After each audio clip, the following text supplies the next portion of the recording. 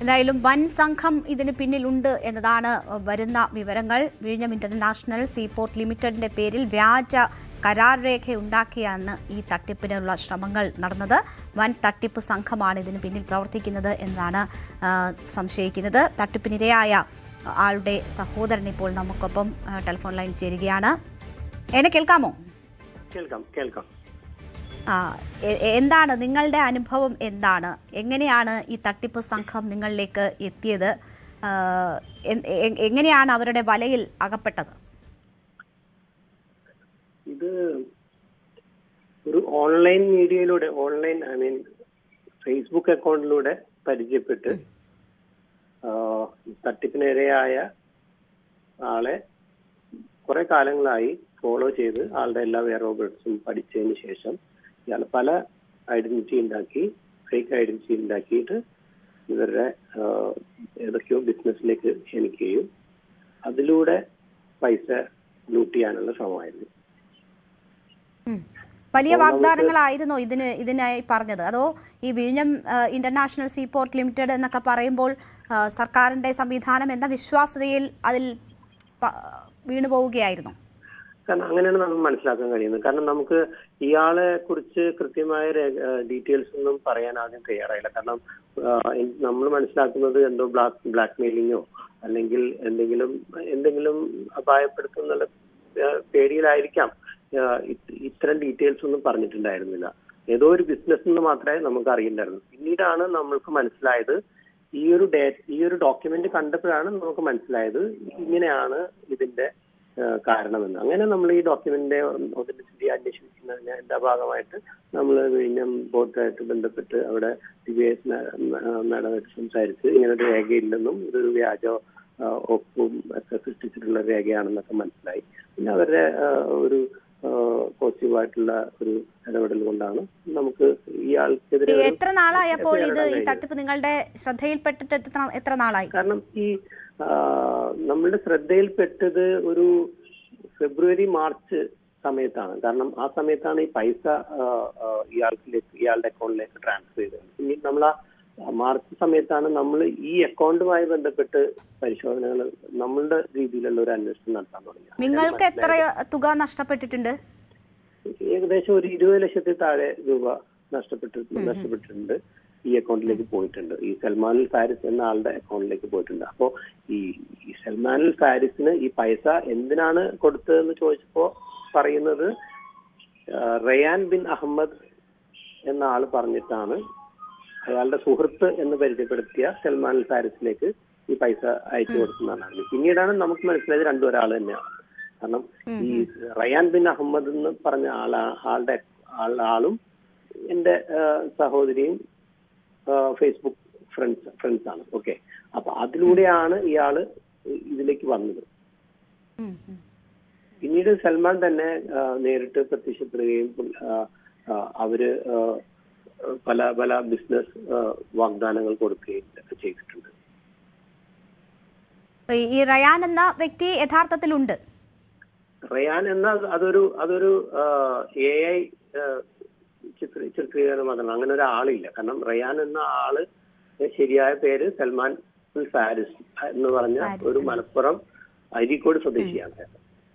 അയാൾക്ക് ഭാര്യയും ഇയാളെ ഇതുവരെ കണ്ടെത്താനായിട്ടില്ല അല്ലേ? അത് കണ്ടെത്താനായിട്ടില്ല എന്ന് പറഞ്ഞാൽ പോലീസ് അന്വേഷിക്കുകയാണ്. ഓക്കെ, നിങ്ങൾക്ക് നിങ്ങളുടെ പോലെ തന്നെ സമാനമായ രീതിയിൽ തട്ടിപ്പിനിരയായ ആരെങ്കിലും ശ്രദ്ധയിൽപ്പെട്ടിട്ടുണ്ടോ? ആരെങ്കിലും ഉണ്ടെങ്കിൽ ഇത്തരം വാർത്തകൾ കാണുമ്പോൾ അവര് തുറന്നു പറഞ്ഞ് മുന്നോട്ട് വരാൻ തയ്യാറാവണം. അതാണ് നമ്മൾ പ്രതീക്ഷിക്കുന്നത്. കാരണം ഇതിനെ ഒരു തെന്നിന്ത്യൻ നടിയുടെ കാര്യം പറഞ്ഞല്ലോ, അവര് ഇത്തരം സമാനമായ ഓരോ വാഗ്ദാനങ്ങളിൽ പെട്ടിട്ട് ഒരു വർഷം മുമ്പ്, 1.5 വർഷം മുമ്പ് അവര് തട്ടിപ്പിനിരയായ സ്ത്രീയാണ് അവര്. അപ്പോ അവരും മീഡിയയിൽ വരാൻ തയ്യാറായിരിക്കും എന്നാണ് ഞാൻ മനസ്സിലാക്കുന്നത്. കാരണം ഇപ്പോ സൂചിപ്പിച്ചുവല്ലോ, ഏതാണ്ട് 27 ലക്ഷത്തിനടുത്ത് അവരൊരു പരാതി ഓൾറെഡി കൊടുത്തിട്ടുണ്ടായിരുന്നു അരീക്കോട് സ്റ്റേഷനിൽ. പക്ഷെ അത് ഈ പറഞ്ഞ വ്യക്തി അന്ന് വിദേശത്തായിരുന്നു. അങ്ങനെ ആയിരിക്കണം അന്ന് അയാൾ ഇതിന് രക്ഷപ്പെട്ടു പോവാം. ഇപ്പൊ സൂചിപ്പിച്ചല്ലോ 27 ലക്ഷത്തിനടുത്ത് രൂപ നഷ്ടം വന്നു. മറ്റെന്തെങ്കിലും മറ്റെന്തെങ്കിലും ബുദ്ധിമുട്ടുകൾ ഉണ്ടായിട്ടുണ്ടോ, ഭീഷണി ഉണ്ടായിട്ടുണ്ടോ, കാരണം മറ്റെന്തെങ്കിലും തരത്തിലുള്ള ചൂഷണം എന്താണ് ഉണ്ടായിട്ടുണ്ടോ? മനസ്സിലാക്കുന്നത്, കാരണം എന്തുകൊണ്ടെന്ന് വെച്ചാൽ ഇത് വീണ്ടും വീണ്ടും പൈസ ഡിമാൻഡ് ചെയ്യുന്ന ഒരവസ്ഥ നമ്മളുടെ കുടുംബത്തിന് അനുഭവപ്പെട്ടിട്ടുണ്ട്. കാരണം ഇയാൾക്ക് പൈസ കൊടുക്കുന്നതിന്റെ ആവശ്യത്തിലേക്കായിരിക്കണം. കാരണം പലരിടത്തും സുഹൃത്തുക്കളുടെ അടുത്തും ബന്ധുക്കളുടെ അടുത്തും ഒക്കെ പൈസ കടം ചോദിക്കുന്ന ഒരവസ്ഥ വരെ ഉണ്ടായിട്ടുണ്ട്.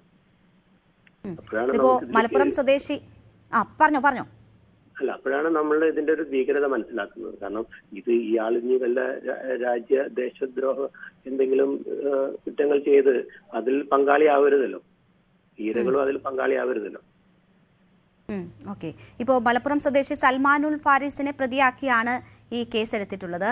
നിങ്ങളുടെ സംശയം എന്താണ്? ഇതിന് പിന്നിൽ വലിയ റാക്കറ്റ് ഉണ്ട് എന്നതിന്റെ സൂചനകളൊക്കെ വരുന്നുണ്ട്. അങ്ങനെ ഉള്ള ഒരു റാക്കറ്റ് തന്നെയാണ് എന്ന് നിങ്ങളും സംശയിക്കുന്നുണ്ടോ? നമ്മൾ സംശയിക്കുന്നുണ്ട്. കാരണം ഇയാള് ഒറ്റയ്ക്കാവണമെന്ന് നമ്മൾ വിചാരിക്കുന്നില്ല. കാരണം ഇയാളുടെ തന്നെ പല സംഭാഷണങ്ങളിലൂടെ നമ്മൾ മനസ്സിലാക്കിയിട്ടുണ്ട് ഇതിൽ ഇയാൾക്ക് ഒരുപാട് സുഹൃത്തുക്കളുണ്ടെന്ന് മനസ്സിലാക്കിയിട്ടുണ്ട്. ശരി, വളരെ നന്ദി നസീബ്, ഈ അവസരത്തിൽ നമ്മളോട് സഹകരിച്ചതിന്, കാര്യങ്ങൾ വിശദീകരിച്ചതിന്. എന്തായാലും തമ്പാനൂർ പോലീസ് ഈ വിഷയവുമായി ബന്ധപ്പെട്ട് കേസെടുത്തിട്ടുണ്ട്. വിഴിഞ്ഞം ഇന്റർനാഷണൽ സീപോർട്ട് ലിമിറ്റഡിനെ മറയാക്കിക്കൊണ്ടാണ് 300 കോടിയുടെ തട്ടിപ്പ് നടന്നിരിക്കുന്നത്.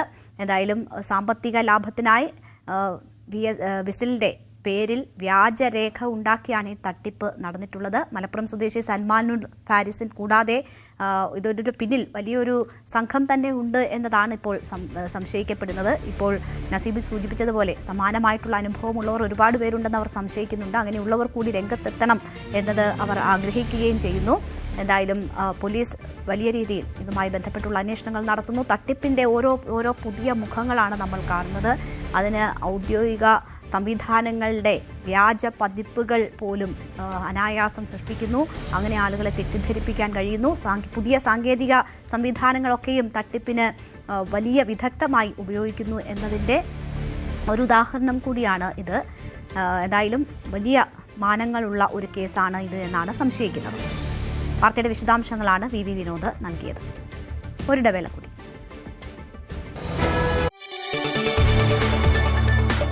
കൂടുതൽ വാർത്തകൾക്ക് news 18 Keralam YouTube channel subscribe ചെയ്യുക.